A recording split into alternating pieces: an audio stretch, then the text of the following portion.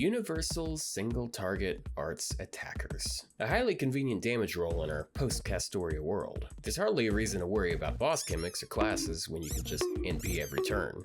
Such a thing is a luxury. Berserkers, rulers, ruler, avenger, and foreigners. Their universality is a great strength. Which one exhibits such strength to a greater extent than any other? That is a difficult question to answer. Good thing I'm not here to answer it. This is Galatea. She's a very strange servant that fits in the aforementioned role. She's one of those rare servants that has a deck that doesn't match the NP type. She's the only servant with a single target arts NP and a berserker deck. This is frequently seen as a negative since a lot of arts servants are team-oriented and their arts cards help form arts chains for the supports to build NP faster. Not having that ability may prove detrimental for team play. Today we're going to discuss that. Let's start. Her first skill is yet another hybrid card buff. If you haven't noticed, these are getting super common. 3 turns of 30% Buster and Arts on a 6-turn cooldown. It's tied to a 20% battery and a one-time buff removal resistance buff for herself. Pretty straightforward. It buffs every card in her deck except her court card. Having some utility against one of the most annoying effects in the game can be very nice. Her second skill is hilarious, and it's not because it's bad. 1 3-turn guts and 100% defense for 2 hits in those 3 turns. It's hilarious because of its pros and cons versus other defensive skills that last 2 hits for 3 turns. One might assume that it works the same way as an evade or an invuln. It's 100% defense after all. The thing is that it has 2 big weaknesses. One is the less common ignore defense effect. It's rarely tied to skills, but it appears rather frequently on NPs. The other is attack buffs. One of the most common enemy buffs in the game counteracts her most unique gimmick. It's because an attack buff applies in the same way a defense debuff does, so it stacks additively to defense buffs. That being said, it's not like a tiny wolf with a 10% attack buff will one-shot her with a crit. Even if the enemy has an uncommon 50% attack buff, they'll still only do 50% of the damage they normally would. It's also worth noting the stronger effect it has is that it provides a counter to a second annoying gimmick, Pierce Invulnerability. Defense buffs aren't affected by Pierce Invuln. Her third skill is a crazy skill with 1 painful demerit. It's 3 heals of 2000 for the entire team and a debuff clear on every application. It's tied to a single timer buff. The demerit is the cooldown. 3-turn effects on 7-turn cooldowns are always painful to see, even if they are really strong skills. Still, despite the cooldown, that's a massive heal clocking in at 6000 per team member. Considering how Castoria lacks her own source of healing, and you're probably going to be using Castoria anyways, this can be very helpful for increasing your sustainability. The debuff clears can be very useful as well. Debuffs happen in basically every hard quest these days, and relieving some of the pressure of debuff removal that is placed on your supports can be very nice. It's important to note when during the turn it removes them. It procs right after you finish attacking and before the enemy acts. This is after damage over time debuffs affect you. It would be nicer if it was before. It's still possible to die as a result of a dot debuff. Another thing, if you have a delayed debuff that activates at the same time of that turn and Aphrodite's Grace removes that debuff, it will still proc. This can be relevant in a particular quest later this year. You probably know what it is. Nonetheless, it prevents the same debuffs from being issues on consecutive turns, so it's still helpful. Due to how turn order works, it sees most of its use with defensive debuffs rather than offensive ones. That can be pretty helpful if she has a defense debuff. That debuff would open her up to some damage despite her defense buff, as prior explained. Later this year, it gets a strange buff. It gives Buster cards the ability to generate NP for those 3 turns. It's set at a flat 10% per card. It seems kind of odd, but it makes sense. If you're going to NP spam with her, having a way of getting past the worst aspect of Buster cards can be very impactful. Noble Phantasm time. This is basically the only reason why so many people compare her to Berserker Vlad. She's actually more comparable to Ku Alter, but that's not the comparison people want to hear. It's single target and it hits a lot. In certain setups, you can refund so much that you can spam it multiple times in a row. It activates an NP damage buff for 3 turns, which enables some nice damage ramp up, and it guarantees a charge drain. It's incredible that this isn't one of those cringe RNG drains.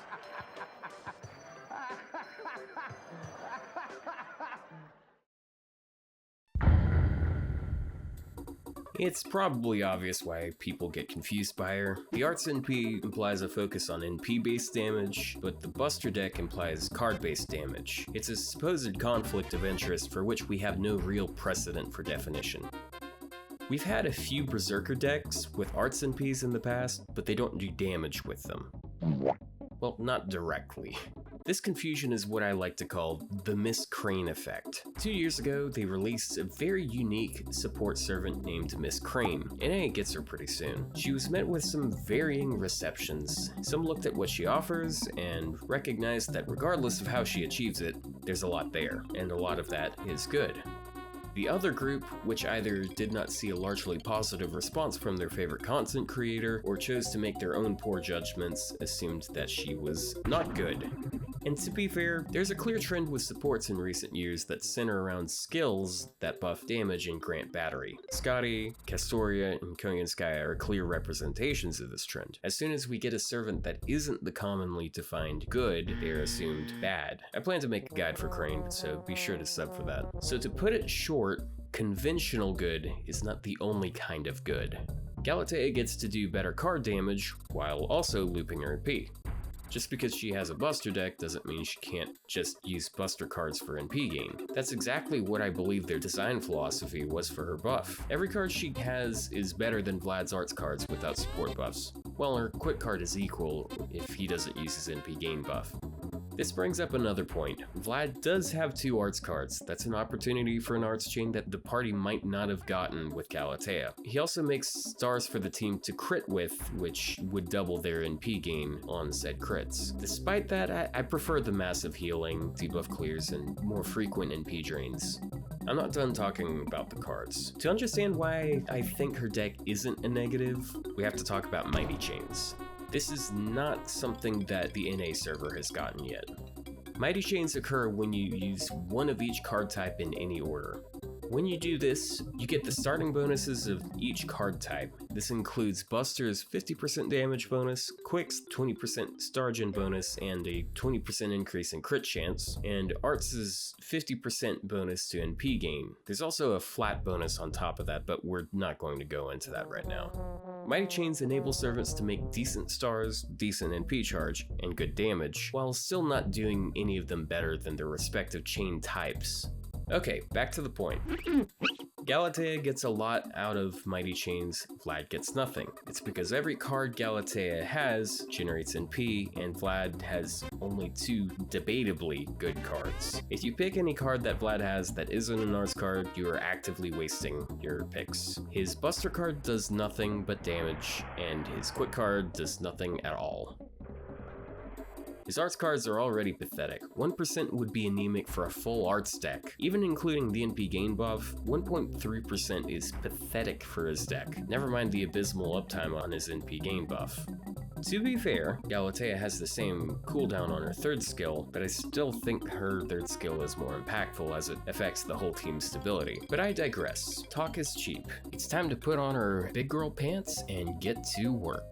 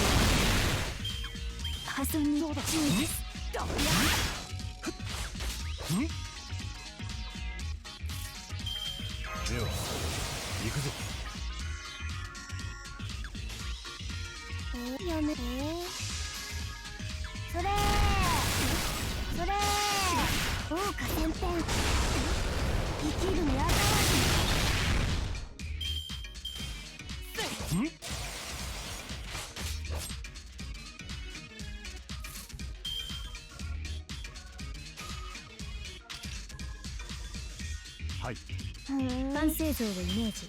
かけろメイヤード。大胆に開きましょう。破損に注意です。強く叩く。主よ導きよ。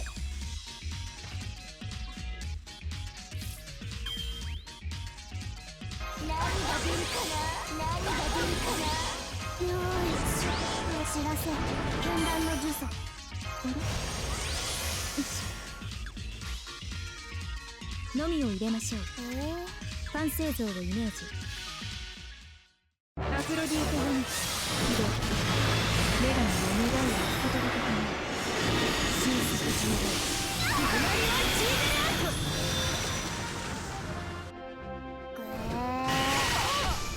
マスターピース。破損に注意です。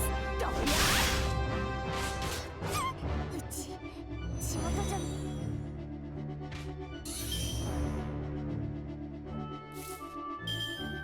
ある気がする。エレメンタル。あれ。よいしょ。カツン。やめたい。カツン。モチーフを決定。女神の願いを受け取ることにシース自由。始まりはチームアート。ゆっくり落ち着いて。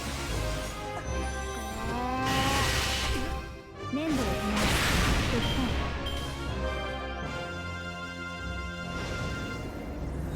読むしかないのか。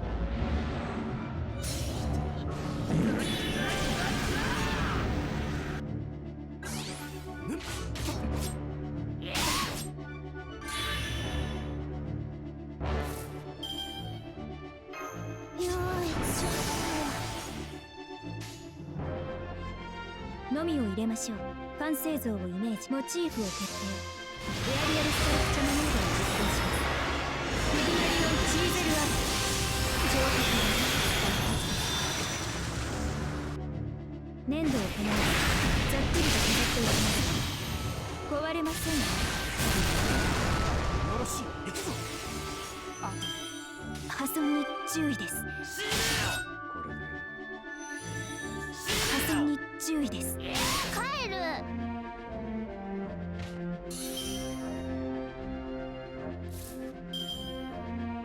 さて、どのバッハがいい鍵盤には女神の加護が宿るものさ。あれ。よいしょ。のみを入れましょう。これなるは不老不死の霊薬ね。嘘です。アフロディーテ・ユニッツ起動。女神の願いを受け取ることに神速自由。始まりはチームアート。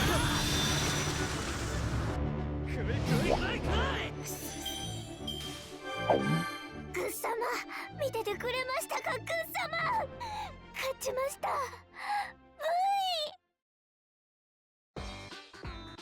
I've got to talk about the difference that everyone obsesses over. Before they buffed Vlad's NP again, people said Galatea killed him. After they buffed his NP, people said he killed Galatea. So it's clear that those people put a lot of focus on their NPs. And that's fair. You have to validate your reasons for wailing on battery support. When you toss double Castoria at them, they both loot pretty reliably and kill just fine. Let's get into their base numbers. I'm doing things a little differently this time. I'll be talking NP1 numbers with 2,000 extra attack to simulate a craft essence. It's particularly important in comparing a servant with an NP upgrade and one without. Galatea hits pretty alright at 76,000, while Vlad hits 85,000.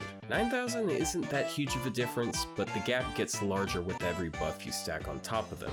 Let's look at consecutive turns. They both ramp up with their NPs. On turn 2, Galatea hits 90k, and Vlad hits 103k. On turn 3, Galatea hits 102k, and Vlad hits a whopping 120k. The damage difference can be quite substantial.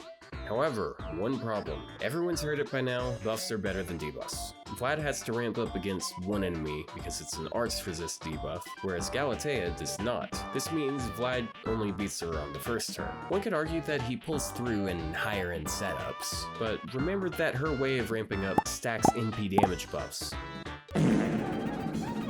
Also, if we're pushing the importance of the biggest numbers, do remember that as NP levels increase, the difference between an upgrade and the lack thereof decreases. The following numbers don't really matter much, but it's neat to see. With double Castoria, Oberon, Big Black Rail, NP5, and 3 turns of ramp up, Vlad hits 1.1 million. Under the same conditions, Galatea hits almost 1.2 million without having to focus on the same target for it.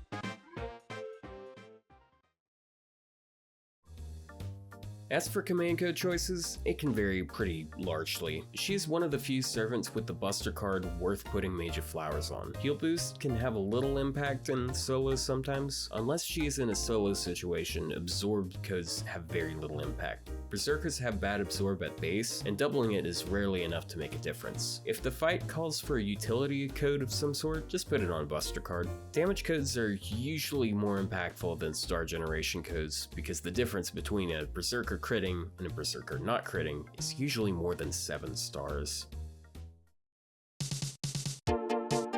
Before we get into this, we have to decide on our approach. Blue or red? You either focus on using her NP frequently, or you take advantage of her bountiful red cards. I know that most people laughed off Plushie's video as a joke, but there is actually some logic behind it. Red cards are good for damage. The difference with her red cards is that they make NP charge. Let's start with the blue route. These often focus on buffs with longer durations. Shifu is a very reliable support when it comes to looping. She has a substantial NP gain buff and a lesser arts buff, both for 3 turns. Her Sergeant is substantial enough that even Berserkers without Absorb can appreciate it. The battery is very nice for Galatea because she has a 20% battery, so 30% plus 20% makes 50%. You get what I'm talking about. Paracelsus is a pretty big one too. NP gain buffs affect every attack Galatea uses, including Buster cards. You won't see much of a difference in her Buster cards, but it's a nice boost for her NP and her extra attack. Additionally, his Guts does not conflict with hers. Her Guts is stackable. Asclepius plays into the NP spam to a lesser extent. He offers most of what Paracelsus already does, but he tries to push for a longer term playstyle. She kinda already has a lot of what he does, but the overlap can help make up for her downtime. This is where blue starts to turn red. It's kind of a gray area, but it's purple. Marianne gives her some 3-turn NP gain buffs and battery, but also crit buffs and a star bomb. I like using her to start off in a fight. The battery can help kickstart the first NP, and the stars and gain buffs can kick off the first loop. Her low HP means she's not going to be around for very long either. I don't usually use Mozart because I feel like he doesn't offer much outside of a single turn of burst. He does get a buff that gives him a 3-turn effect, but it's a debuff. Nonetheless, he does give Galatea a substantial boost in damage for a turn. He also guarantees crits for a turn. That can be a problem with Mary. Berserker Absorb sucks, and the 20 stars may make a huge difference. Lastly, at the furthest reach of the red corner, we have one of my favorite supports. Qingong gives her the most substantial increase in card damage you can get out of a low rarity servant. His Berserker buffs scale even higher because it's 5-star stats. You have to give her a bunch of stars to make the best use of it, but it has some huge payoff. His taunt can allow you to precast her Guts, or get rid of that Mary or Mozart that you just used to make her crit.